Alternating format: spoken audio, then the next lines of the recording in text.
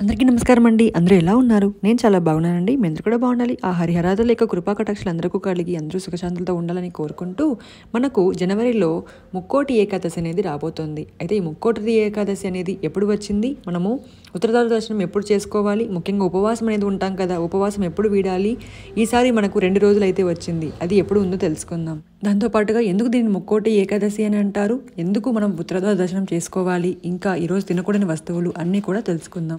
ధనుర్మాసంలో వచ్చే శుద్ధ ఏకాదశిని వైకుంఠ ఏకాదశి లేదా ముక్కోటి ఏకాదశి అంటారు. దీని తర్వాత మనము ఉత్తరాయణంలోకి ప్రవేశిస్తాం.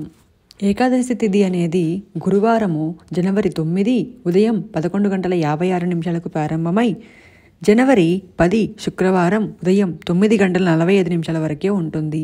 మనకు ఈ ఏకాదశి తిథి అనేది మనం ఎప్పుడు జరుపుకోవాలి అంటే సూర్యోదయం ఉన్నప్పుడే లెక్క వేసుకోవాలి. కాబట్టి మనం జనవరి 10 ముక్కోటి ఏకాదశి అనేది చేసుకోవాలి. తిథి 9:45 వరకే ఉంది. ఆ తర్వాత ద్వాదశి తిథి అనేది మనకు గడియలు అనేవి ప్రారంభమవుతాయి. కాబట్టి అంతలోపే ఉత్తరాధార దర్శనం చేసుకుంటే చాలా మంచిది. లేదా 12 గంటలలోపు, మధ్యాహ్నం 12 గంటలలోపు చేసుకున్నా సరిపోతుంది.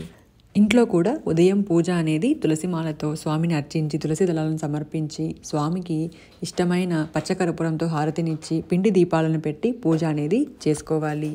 స్వామికి ఈ రోజున తులసి మాలను వేయడం కానీ లేదా తులసి దళాలను సమర్పించినా కూడా చాలా మంచిది. అలాగే ఈ రోజున ఎట్టి పరిస్థితుల్లో కూడా అన్నాన్ని తినటం, అలాగే అన్నదానం అనేది చేయకూడదు.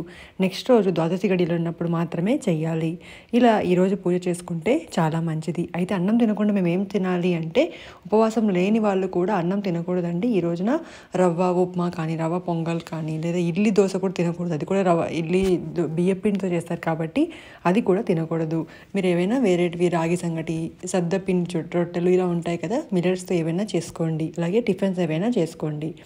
దాంతోపాటుగా ఎప్పుడు మనం ఉపవాసం వదలాలి అంటే, చాలామంది సాయంత్రం వరకు కూడా ఉండి వదులుతారు. దాంతోపాటుగా ద్వాదశి గడియలు వరకు ఉండి తర్వాత అన్నం అనేది తింటారు. కాబట్టి మనకి ఎలాగో సాయంత్రం ద్వాదశి గడియలు, అలాగే ఉదయం తెల్లవారుజామున మనకు జనవరి 11వ తేదీ 7:45 వరకు మాత్రమే ఉంది. కాబట్టి మీరు రాత్రిపూటే ఉపవాసం అనేది విడిసి అన్నం అనేది తినవచ్చు, లేదా ఉదయం అనేది తినవచ్చు. ఈరోజంతా కూడా మీరు ఉపవాసంతో ఉండి హరినామస్మరణతో ఓం నమో నారాయణాయ అనుకుంటూ, ఓం నమో విష్ణవే నమః అనుకుంటూ, విష్ణు సహస్రనామాలను చదువుకుంటూ, దైవ సన్నిధిలో దైవంతో మనం పూజించుకోవడం వలన ఎన్నో ప్రయోజనాలు ఉన్నాయి. దాంతోపాటుగా ఈ రోజున తప్పనిసరిగా 27 నక్షత్రాలు కలిగిన 27 యాలకులు తీసుకొని వాటిని 2 నిమిషాల పాటు నీళ్ళలో నానబెట్టండి. ఆ తర్వాత ఒక దారానికి పసుపును పూసి దాంట్లో 27 నక్షత్రాలకు అనుగుణంగా ఉన్నట్టుగా మనం భావించి 27 యాలకులను ఒక దారానికి కూర్చి స్వామి మెడలో వేయండి. ఇలా వేయడం వల్ల అప్పుల బాధలు తొందరగా తొలగిపోతాయి. ఆర్థిక సమస్యలు ఏవైనా ఉంటే తొందరగా తొలగిపోతాయి.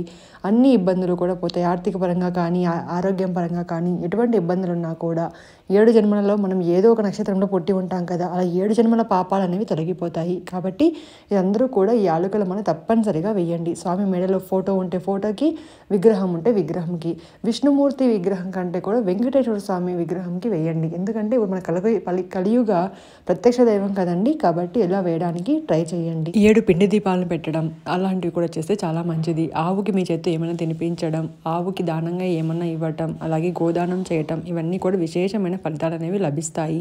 అయితే ఈ యాలకుల మాల తర్వాత ఏం చేయాలి అంటే, వీటిని మళ్ళీ మీరు వంటలలో వాడుకోవచ్చు. మనం ప్రసాదంలాగా మనం యాలక బుడ్డలు అనేవి దారం నుంచి తీసేసి అన్నీ కూడా వాడుకోవచ్చు. ఈ రోజున ఖచ్చితంగా మీరు విష్ణు ఆలయాలను సందర్శించడం, అక్కడ కూడా నెయ్యి దీపాలను వెలిగించడం అలాంటివి మాత్రం చేయకుండా మర్చిపోకండి. ఇదండి ఇవాల్టి వీడియో. ముక్కోటి ఏకాదశి ఎప్పుడు వచ్చింది, ఎలా చేసుకోవాలి అనేది మీకు నచ్చితే లైక్ చేయండి, అలాగే సబ్స్క్రైబ్ చేయడం మాత్రం మర్చిపోకండి. మరిన్ని మంచి ఆధ్యాత్మిక వీడియోస్ కోసం మన ఛానల్ని సపోర్ట్ చేయాలని కోరుకుంటున్నాను. సర్వేజన సుఖినో భవంతు.